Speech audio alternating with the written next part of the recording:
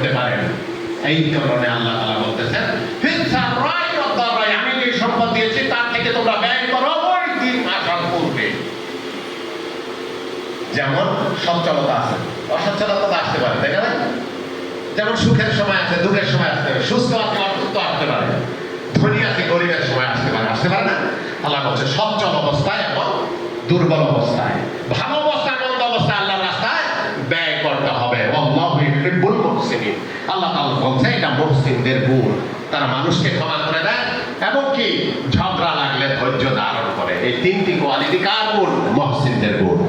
অন্যত্র সূরা বাকারার 274 নম্বর আয়াতে আল্লাহ তাআলা বলতেছেন আল্লাযীনা ইউনফিকুনা আমওয়ালাহুম বিল-লাইলি ওয়ান-নাহার সিররাও ওয়া আলানিয়া। হে ঈমানদারগণেরা, তোমরা আমার রাস্তায় ব্যয় করো আমার দেওয়া সম্পদ থেকে ওই সময় আসার পূর্বে, যেটা হলো যে দিনের আলোতে হোক রাতের অন্ধকারে হোক, সচ্ছল সময় হোক অসচ্ছল সময় হোক, দুর্বল সময় হোক আর সবল সময় হোক, ওই দিন আসার পূর্বে যখন কেউ কাউকে চিনবে না, কেউ কাউকে বুঝবে না,